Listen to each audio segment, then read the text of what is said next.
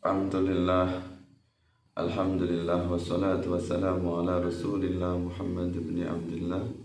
Asyhadu an la ilaha illallah wahdahu la syarika lah, wa asyhadu anna Muhammadan abduhu wa rasuluh. Allahumma salli ala sayyidina Muhammad wa ala ali sayyidina Muhammad wa ala ashabihi wa ala dzurriyyatihi wa man tabi'ahum bi ihsanin ila yaumil qiyamah. Pemirsa yang dirahmati Allah Subhanahu wa taala, alhamdulillah atas karunia Allah, segala puji hanya bagi Allah. Dalam kesempatan ini kita bisa bertemu kembali di majelis kita, majelis yang insya Allah selalu dicintai oleh Allah Subhanahu wa taala.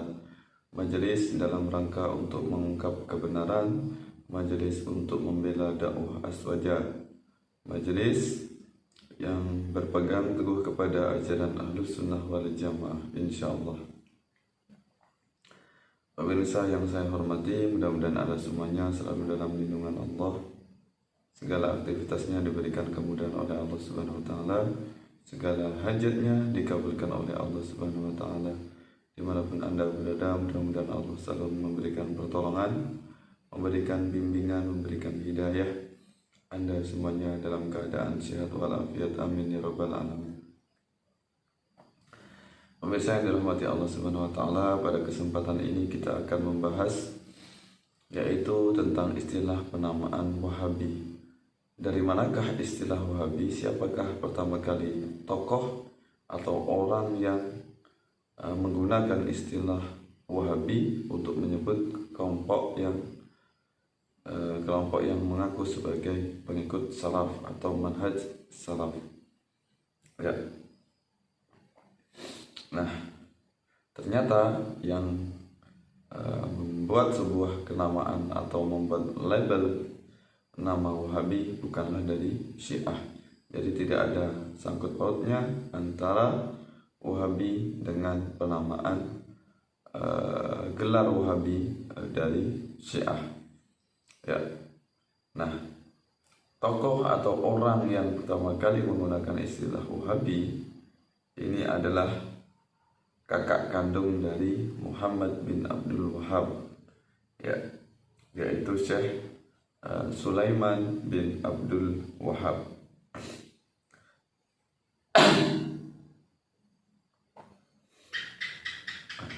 Namanya adalah Syekh Sulaiman bin Abdul Wahhab Al-Hambali, yaitu beliau adalah kakak kandung dari pendiri Wahabi yaitu Muhammad bin Abdul Wahhab. Nah, Syekh Sulaiman bin Abdul Wahhab ini bermazhab Hambali. Ya. Jadi beliau ini kakak kandung dari Muhammad bin Abdul Wahhab yang kemudian memberikan teguran, memberikan nasihat kepada adiknya yaitu Muhammad bin Abdul Wahhab, bahwasanya pemikirannya, apa yang dia pahami adalah bertentangan dengan ajaran Islam, bertentangan dengan ajaran Ahlus Sunnah wal Jamaah. Sikapnya yang terlampau ekstrim sehingga mengkafirkan umat Islam di luar kelompoknya. Nah, dalam rangka untuk membendung dari kejahatan dari adiknya, pemahaman adiknya ini, pemahaman dari Muhammad bin Abdul Wahhab, kemudian Syekh Sulaiman bin Abdul Wahhab mengarang sebuah kitab yaitu bernama kitab yang berjudul As-Sawa'iqul Ilahiyah fi Raddi 'alal Wahabiyyah. Ya. As-Sawa'iqul Ilahiyah fi Raddi 'alal Wahabiyyah. Nah, ini adalah karya dari kakak kandung dari pendiri Wahabi, ya, beliau bernama yaitu Syekh Sulaiman bin Abdul Wahhab Al-Hambali. Jadi tidak benar jika nama Wahabi ini berasal dari istilah kaum Syiah. Ya, murni ini adalah sebutan dari kelompok Ahlus Sunnah wal Jamaah yang bermazhab Hambali, yaitu murni dari kakak kandung dari Muhammad bin Abdul Wahhab yaitu Syekh Sulaiman bin Abdul Wahhab. Ya. Nah, betapa bahayanya dari pemikiran adiknya ini, karena ketika masih kecil sudah mengalami hal-hal yang berbeda pemikirannya, yang ekstrim, pemikirannya yang nyeleneh, yang janggal, yang terlalu keras ya, karena Muhammad bin Abdul Wahab ini adalah tokoh yang sangat keras kepala, sehingga tidak mau menerima nasihat dari kakaknya, yaitu Syekh Sulaiman bin Abdul Wahab. Nah, pada suatu kesempatan Syekh Sulaiman bin Abdul Wahab ini dialog dengan adiknya, yaitu Muhammad bin Abdul Wahab, menjadi Wahabi tadi. Ini dalam istilah terjemahan dalam bahasa Indonesia. Ya. Sulaiman bertanya kepada adiknya, berapa rukun Islam? Kemudian Muhammad bin Abdul Wahab menjawab 5. Kemudian Syekh Sulaiman mengatakan, tetapi kamu menjadikan 6. Apa? Jawab Syekh Sulaiman, berarti menganggap adiknya ini menambahi rukun Islam. Kamu memfatwakan bahwa siapa yang mengikutimu adalah mukmin, dan yang tidak sesuai dengan fatwamu adalah kafir. Nah, kalimat inilah yang dianggap pemahaman dari Muhammad bin Abdul Wahab menambahi rukun Islam menjadi 6, karena yang ke-6 ini dia meyakini atau beriktikad bahwasanya orang yang percaya dengan perkataan dia ini dianggap sebagai orang yang beriman, sedangkan jika tidak percaya dengan perkataannya dia tuduh sebagai orang yang kafir. Berarti seolah-olah dialah yang menentukan muslim atau kafir, orang beriman atau orang ingkar ini bukan dari kitab Allah, bukan dari sunnah Rasulullah, tapi dari fatwanya Muhammad bin Abdul Wahab. Nah, betapa bahayanya dari pemahaman dari Muhammad bin Abdul Wahab. Nah, kemudian karena sudah ada tanda tentang bahayanya pemikiran adiknya, kemudian Syekh Sulaiman membuat kitab tadi, As-Sawa'iqul Ilahiyah fi Raddi 'alal Wahabiyyah, yang berarti petir yang membakar untuk menolak paham Wahabi. Ya. Nah.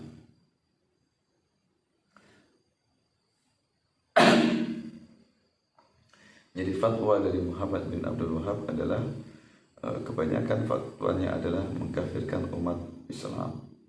Ya, betapa bahayanya pemikiran dia. Ya.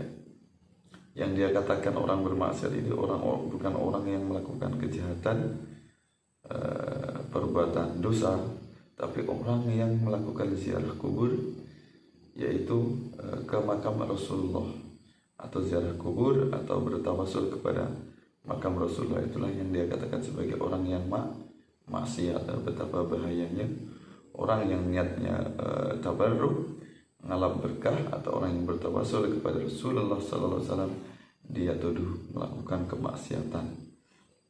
Ya. Kemudian kemaksiatan itu juga yang dia katakan orang yang membuat kubah di pemakaman atau di kuburan di Mekah, di Baqi, di Uhud. Nah, ini dia tuduh semuanya melakukan kesyirikan. Ya, makanya kemudian nanti Muhammad bin Abdul Wahab ini bersekongkol dengan Ibnu Saud, kemudian kerjasama dengan Inggris, yaitu membuat sebuah dinasti baru, menumbangkan dinasti dari Syarif Hussein yang berpaham Ahlussunnah wal Jamaah. Kemudian mazhabnya diganti, bukan menggunakan mazhab Ahlussunnah wal Jamaah, tapi menggunakan mazhab resmi, yaitu mazhab Wahabi. Ya, karena mazhab Ibnu Saud ini mengambil dari pemikiran Muhammad bin Abdul Wahab, kemudian diberlakukan menjadi paham resmi negara. Nah, inilah persengkokolan jahat, yaitu persengkokolan antara Muhammad bin Abdul Wahab dengan Ibnu Saud, dan dibantu dengan Inggris, sehingga mendirikan dinasti Saudiyah atau Arab Saudi. Ya.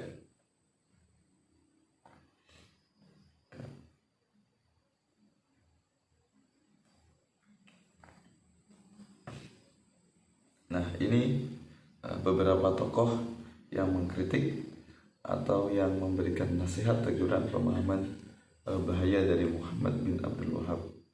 Ya, ini adalah salah satu ulama mazhab Hambali yang bernama Al-Imam Muhammad bin Abdullah bin Humaid An-Najdi.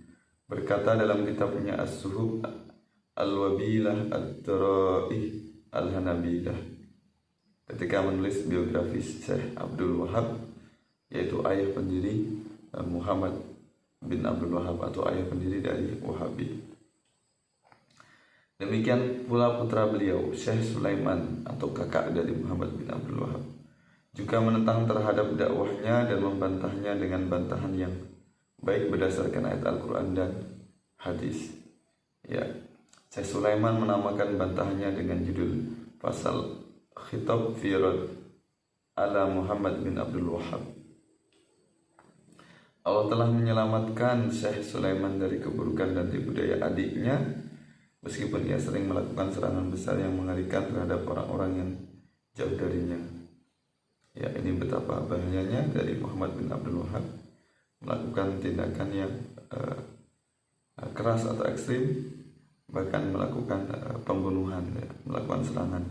Karena setiap orang yang menentang dan membantahnya lalu ia tidak mampu membunuhnya secara terang-terangan, maka ia mengirim orang yang akan menculik dari tempat tidurnya atau di pasar pada malam hari karena pendapatnya yang mengkafirkan dan menghalalkan membunuh orang yang menyelisihinya.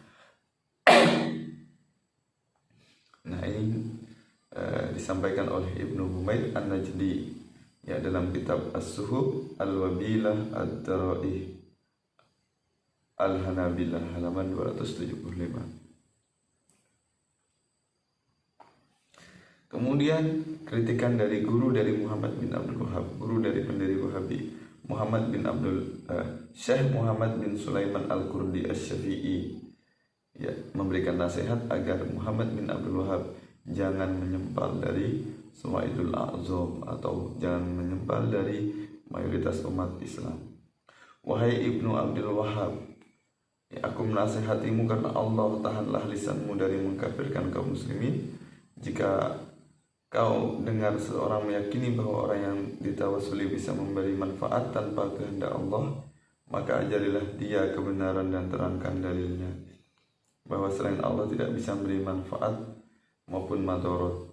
Kalau dia menentang, bolehlah dia kau anggap kafir, tapi tidak mungkin kau mengkafirkan as-sawadul a'zam, kelompok mayoritas di antara kaum muslimin. Maka tidak mungkin orang yang melakukan tawasul itu sesat. Orang yang melakukan tabaruk di makam para wali, aulia Allah, para sahabat, makam Rasulullah, tidak mungkin melakukan praktik kesyirikan.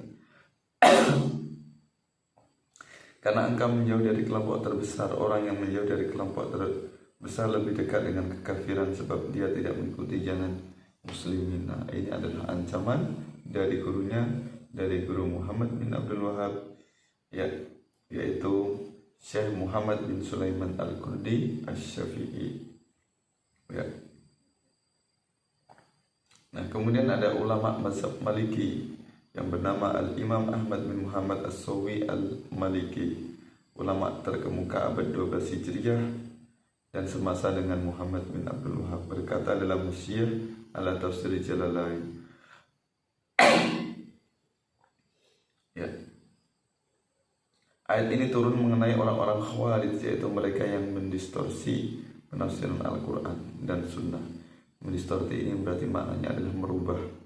Dan oleh sebab itu mereka menghalalkan darah dan harta benda kaum muslimin, sebagaimana yang terjadi di masa ini pada golongan mereka, yaitu kelompok di negeri Hijaz yang disebut dengan aliran Wahabiyah yang didirikan oleh Muhammad bin Abdul Wahab.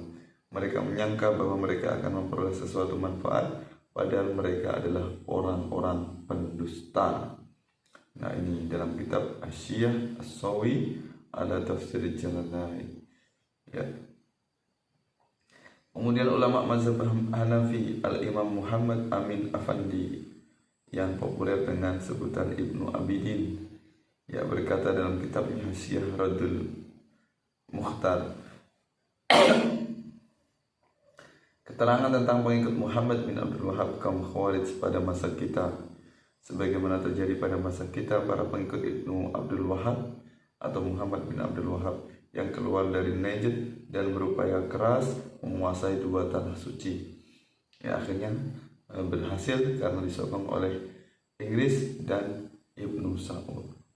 Mereka mengikuti mazhab Hanabilah, akan tetapi mereka meyakini bahwa mereka saja kaum muslimin, sedangkan orang yang berbeda dengan keyakinan mereka adalah orang-orang musyrik, dan oleh sebab itu mereka menghalalkan membunuh Ahlussunnah wal Jamaah pada para ulamanya sampai akhirnya Allah memecah kekuatan mereka, merusak negeri mereka dan dikuasai oleh tentara kaum muslimin pada tahun 1233 Hijriah. Nah, ini tentang kritikan tentang kejahatan Muhammad bin Abdul Wahhab. Jadi tidak benar jika julukan Muhammad bin Abdul Wahhab ini berasal dari Syiah, tapi murni dari para ulama Ahlussunnah wal Jamaah yang pertama kali menyebutnya adalah kakak kandungnya Muhammad bin Abdul Wahhab, yaitu Syekh Sulaiman bin Abdul Wahhab An-Najdi Al-Hambali. Ya, tentang bahayanya pemahaman dari adiknya yang akhirnya membuat fitnah huru-hara di akhir zaman. Ya, adiknya inilah yang dikatakan memiliki pemikiran Khawarij, yaitu orang yang sudah keluar dari kelompok mayoritas umat Islam.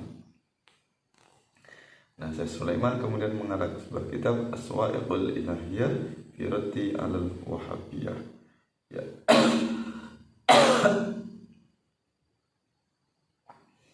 Ya.